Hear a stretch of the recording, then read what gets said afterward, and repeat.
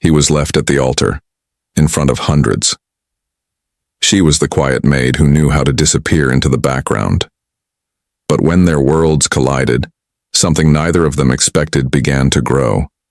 A scandal was brewing. Secrets were waiting to be told, and one question remained. Could love really survive when the world says it shouldn't?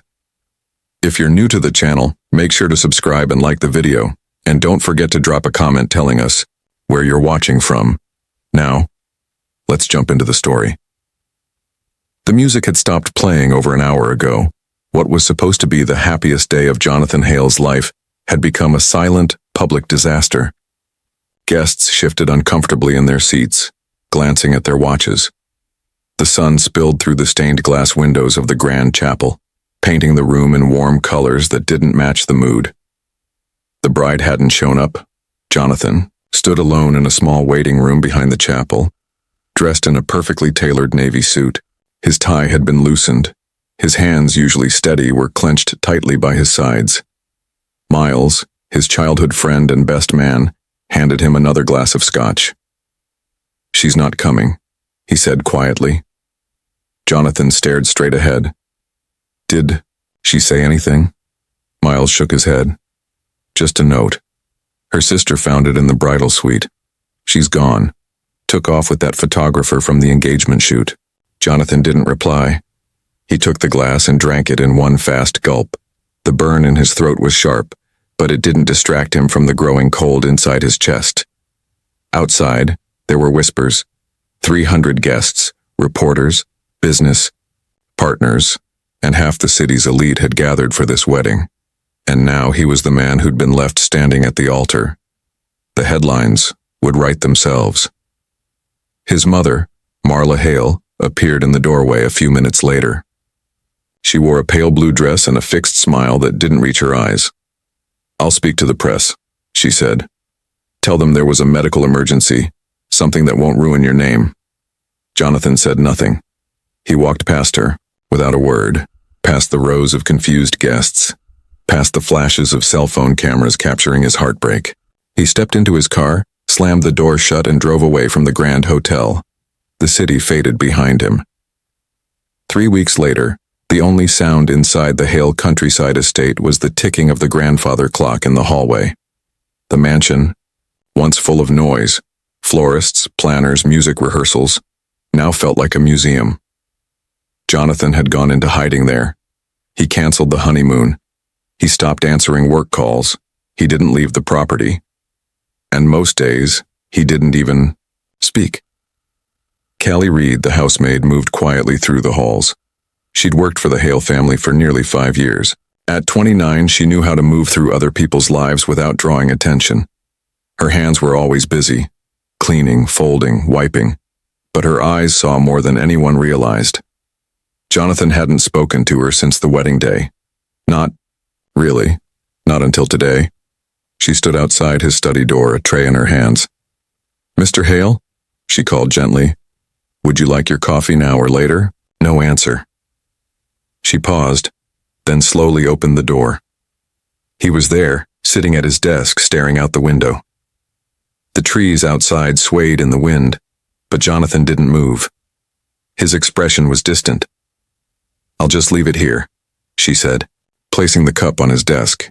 She'd made it how he liked it, strong with a touch of cream. As she turned to go, his voice stopped her.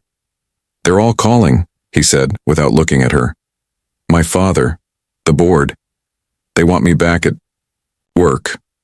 Callie hesitated. "Sometimes people don't know what to say when something bad happens," she said quietly. "They think moving forward means pretending nothing happened." That made him turn.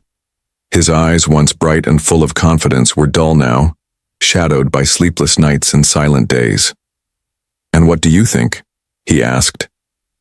Callie was surprised he remembered her name. "I think," she said carefully, "moving forward and forgetting aren't the same. One is necessary. The other is impossible."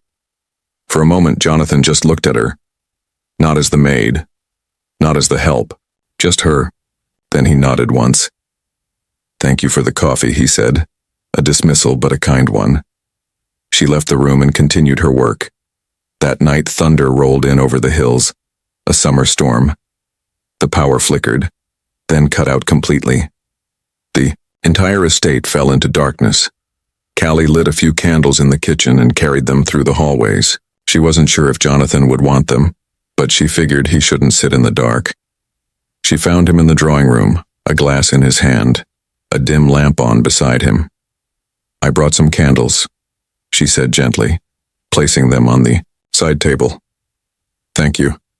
Then unexpectedly he added, "You don't have to rush off." She paused. "Would you like me to stay?" she asked. He nodded. So she sat, across from him, in the flickering candlelight, while rain tapped against the windows. The silence wasn't awkward. It was peaceful. A quiet moment shared by two people who were both a little lost. "Do you ever feel like your whole life was planned by someone else?" Jonathan asked suddenly. Callie looked at him, then nodded. "All the time." He smiled, faintly. "What did you want to be before life got in the way?" "A writer," she said. "Poetry, mostly. But dreams don't pay rent." Jonathan stared at her, really seeing her for the first time. She wasn't just the quiet maid anymore. She was someone with stories. "Maybe dreams don't pay rent," he said. "But they're the only reason I'm still here tonight." Outside, the storm raged on. But inside, something had shifted. Something quiet and fragile. And in his study, later by candlelight, Jonathan picked up his pen and wrote for the first time in weeks. "She brings light into rooms without trying. I didn't expect to notice, but now I can't stop." The morning after the storm, the estate smelled like fresh rain and strong coffee. Jonathan Hale sat on the veranda for the first time in weeks. The air was crisp, the grass still wet. He held a notebook in his hands, his journal, but the pages were mostly blank, except for one. One line written late the night before. "She brings light into rooms without trying." He wasn't sure what it meant yet, only that it felt true. Across the garden, Callie Reed stepped out of the kitchen with a tray. She paused when she saw him sitting outside. He looked more awake than he had in weeks, his shirt sleeves rolled up, his hair still messy from sleep. "Wasn't sure if you wanted breakfast," she said, walking over. "I'm not sure either," he said, a slight smile pulling at the corner of his mouth. "But I like that you thought I might." She set the tray down, toast, eggs, black coffee. Nothing fancy, just warm and comforting. "You didn't have to stay last night," he added, "but I'm glad you did." Callie didn't respond right away. Instead, she poured his coffee and said quietly, "Sometimes people don't need words. They just need someone to sit with them while it's dark." Jonathan looked at her then, really looked. "You're different," he said. Callie tilted her head, unsure what he meant. "Most people talk to me like they want something. You talk to me like I'm just a man." "That's because you are," she said softly. "You're not your money, or your suits, or your broken engagement. You're just you." Inside the kitchen, Donna, the longtime cook, was watching from the window. She dried her hands on her apron and shook her head with a small smile. "That girl's got a calm spirit," she said to herself. "And that boy doesn't know what to do with it." Over the next few days, small changes took root. Jonathan came out of his study more often. Sometimes he'd sit at the breakfast table before the staff arrived. Sometimes he'd walk the garden paths alone, notebook in hand.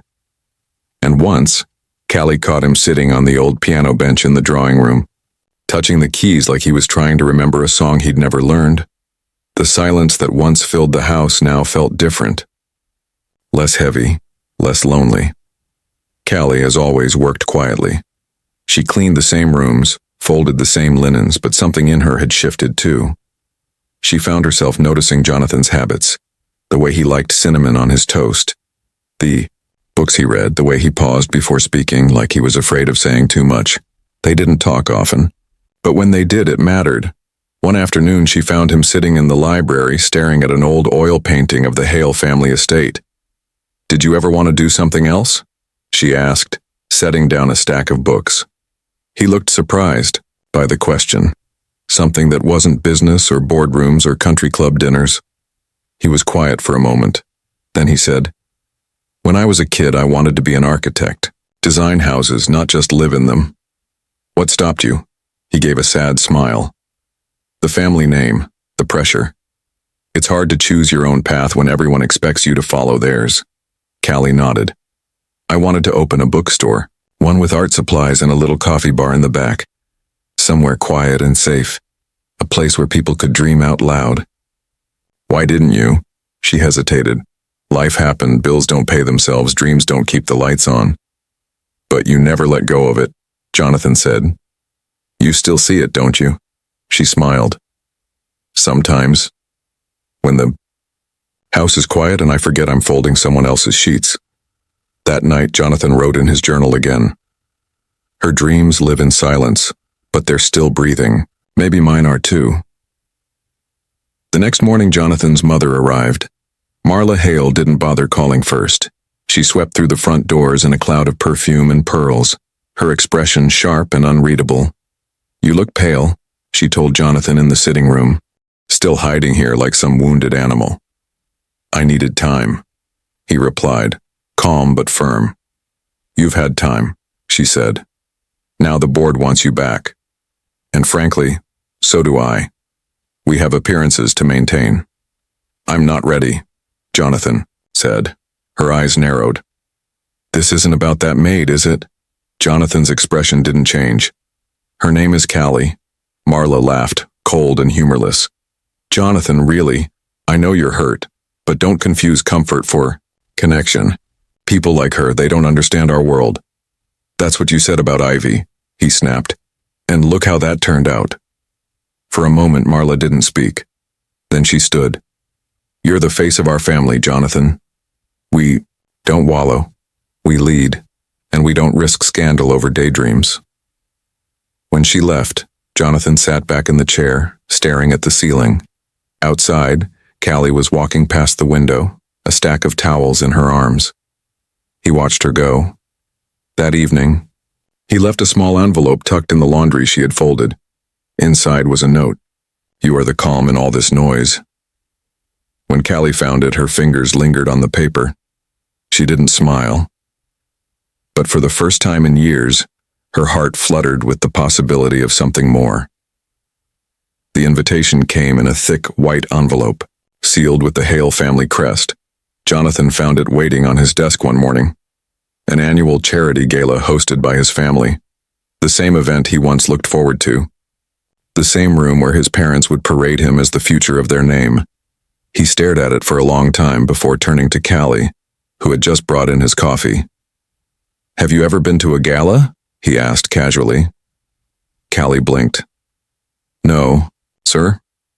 Not unless you count watching from the kitchen door." He nodded, sipping the coffee. "Would you come with me this time?" She froze. "As a guest?" He looked at her. "Yes, as my guest." Callie lowered her eyes. "That's not my place." "It should be," he said. She didn't answer. She only nodded and left the room. Later that afternoon, Nina Hale stormed into the estate, her arms full of shopping bags and her dark hair tied up in a loose braid. "I heard you invited someone to the gala," she said, collapsing into the armchair across from her brother. "And by someone, I mean the quiet girl who actually makes this place feel human." "You heard that fast?" Jonathan replied. "Mother's been pacing for hours," Nina said with a grin. Her hair actually frizzed. "That's how serious this is." Jonathan smiled faintly. "She's good for you," Nina added. "She makes you quieter, in a good way." She said no. "Well," Nina shrugged, "that's because she's smart. She knows what it means. You, on the other hand, have always been slow to realize when something real is in front of you." Callie stood in front of her closet that night staring at her plain clothes. The truth was she wanted to go. Not to be seen. Not to be photographed. But to stand beside him. To say yes, even for one night. But fear was louder than hope. Later, she found a small dress box outside her apartment, with a note tucked beneath the ribbon. "Only if you want to. Nina." Inside was a soft emerald green gown, simple, elegant, and somehow perfect. Callie sat on the edge of her bed, unsure whether to laugh or cry. The night of the gala, the city lights twinkled like stars on the water. The grand ballroom of the Halamont Club was filled with gold chandeliers, white roses, and the low hum of classical music. Jonathan waited near the entrance, pulling nervously at his cufflinks. Then the car arrived. When Callie stepped out, every conversation around them seemed to pause. Her dress moved like water. Her hair was soft around her face. She looked unsure, but calm. "You look—" Jonathan paused, words failing him. "Beautiful," she smiled, her eyes shy but bright. "Thank you." Nina helped. Inside the ballroom, whispers followed them. Eyes watched their every move. The staff recognized her. So did the guests. But Jonathan never flinched. He held his head high, guiding her through the crowd like she belonged. Because to him she did. Near the dessert table, Ivy Strickland appeared in a red gown that shimmered under the lights. Jonathan's former bride-to-be, now more polished than ever. "Well," she said smoothly, stepping in front of them, "you've certainly recovered quickly." "Good evening, Ivy," Jonathan said coolly. Her eyes shifted to Callie. "I don't believe we've met." "I'm Callie Reed," she replied calmly. "Nice to meet you." "I'm sure it is," Ivy said with a sharp smile. "You work for the family, right? Laundry, I think." "I used to," Callie said, her voice steady. "I'm here tonight as a guest." Ivy raised an eyebrow. "Of course." Before she could say more, Jonathan stepped forward. "We should get back to our table." As they walked away, Callie whispered, "She's everything they expect of you, isn't she?" Jonathan looked down at her. "She's everything I'm not going back to." Later, they stepped out onto the terrace. The moon hung low, the air cool against the warmth of the evening. "Thank you for coming," Jonathan said. "I almost didn't," Callie admitted. "Your world is a lot." "It's not my world anymore," he said. "Not without you in it." She looked at him, her voice barely a whisper. "This isn't real, Jonathan. We're not the same. You know that." He stepped closer, searching her face. "That never mattered to me." "It will," she said, her heart twisting. "Maybe not now, but someday." He didn't respond. He just reached up slowly, brushing a strand of hair behind her ear. The moment hung in the air between them, closer than they had ever been. One breath away. But before anything more could happen, the terrace door creaked open. Marla Hale stood there, her lips tight. "Jonathan, they're calling for the family photo." He turned toward his mother, not letting go of Callie's hand. "I'll be there in a minute." Marla's eyes fell to their joined hands. She didn't speak. She only turned and left. Callie gently pulled her hand away. "Go," she said softly. "I want you to wait for me," he said. She gave him a sad smile. "I'm not sure I can." Later that night, Jonathan returned to the ballroom, but Callie was gone. Her seat was empty. He searched the room, the terrace, the hall. Nothing. When he returned to the estate, the house felt colder than before. He climbed the stairs to his room, heart heavy. On his pillow, he found a folded piece of paper. It was a note. "Thank you for seeing me, but the world you belong to doesn't have space for someone like me. Please don't come looking." He sat on the edge of the bed, staring at the note. Then, slowly, he opened his journal and wrote, "She was never just the maid. She was the truth I didn't know I needed." The note sat on Jonathan's desk for 3 days untouched. Callie was gone. She had packed her things quietly and left the estate the night of the gala. No goodbye, no forwarding address. Just a single line in her letter that kept repeating in Jonathan's mind. "The world you belong to doesn't have space for someone like me." Jonathan hadn't returned to work. He couldn't focus. His home felt emptier than ever, even though The rooms were still full of furniture and polished wood floors. He went to the drawing room where her humming used to drift softly through the air. Now it was just silence. On the fourth morning, Nina arrived with coffee and concern. "She didn't leave because of you," she told him. "She left because of them." "You mean our family?" Jonathan asked. "I mean the world she spent, her whole life surviving," Nina said gently. "It told her she wasn't enough, and we didn't fight hard enough to prove that she was."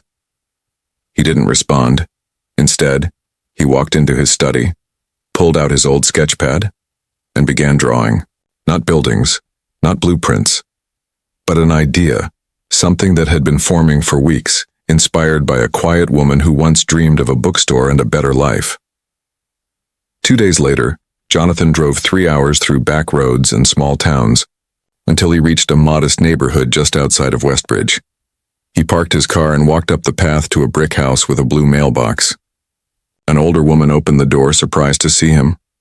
"You must be Mrs. Brooks," he said, holding out his hand. "I'm Jonathan Hale." Callie's aunt looked him over. "She told me about you," she said carefully. "What brings you here?" "I need to talk to her," he said. "Please." The woman nodded slowly, then called over her shoulder. "Callie, someone's here." From inside the house, Callie appeared, holding the hand of a young girl with bright eyes and a shy smile. Jonathan froze. "Callie's daughter." "Lena," Callie said gently. "Can you go play in the yard for a minute?" The little girl nodded, then ran outside. Callie turned to Jonathan. "You found me."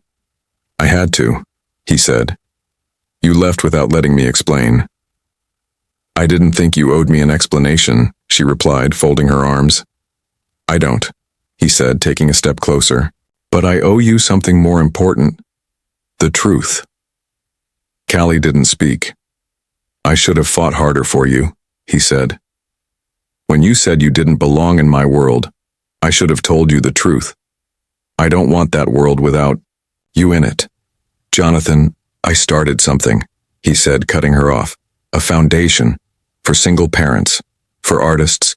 For kids like Lena. It's funded. It's real. And I want you to run it." She stared at him. "Why me?" "Because you dreamed it first," he said. "You just didn't have the platform, now you do." Callie's voice was quiet. "I don't need a rescue." "This isn't a rescue," he said. "It's a partnership. And I'm not asking as the man who hired you. I'm asking as the man who fell in love with you." The words hung in the air. She blinked. "You don't even know all of me." "I know enough," he replied. "I know how your voice sounds when you're nervous. I know how you hum when the house is quiet. I know how you carry the weight of others even when no one asks you to." She looked away, but not before he saw the tears forming. "And I know," he added, "that I want to meet your daughter. Not just today, but tomorrow, and every day after, if you'll let me." They stood in silence for a moment, then Lena peeked in through the screen door. "Is that the man from the picture?" she asked, pointing to a small photo on the bookshelf. Callie nodded. "That's him." Jonathan knelt down. "Hi, Lena. I've heard a lot about you." "Do you like books?" she asked. "I do," he smiled. "Your mom told me you like stories. I'm hoping you'll let me hear a few." She nodded, then grabbed his hand and pulled him outside to the garden. Callie stood at the doorway watching them together. A soft breeze moved through the trees, and in that moment, something inside her finally let go. 2 months later, the first community center under the Reed Hale Foundation opened its doors. A ribbon-cutting ceremony was held, and the front page of the local paper showed Jonathan, Callie, and Lena standing side by side. No titles, no secrets, just a new beginning. Marla Hale attended the event. She didn't say much, but afterward, she handed Callie a small card and said, "He smiles more now. That matters." Callie opened the card later that night. Inside was a photo of Jonathan's grandmother, who once worked as a maid in the same house she later inherited. Some things, it turns out, come full circle. That evening, Jonathan, Callie, and Lena sat on the veranda of their new home, fireflies blinking in the yard. Callie leaned against Jonathan's shoulder, Lena asleep in her lap. You know, Callie whispered. I never said the words. He turned to her gently. What words? I love you. He smiled. You didn't have to. You stayed. That told me everything. She looked at him, eyes shining. Well, I love you. Just so you know. Jonathan kissed her forehead. I love you too, and I'm never letting you go. The night was quiet, but in the silence, love had found a voice.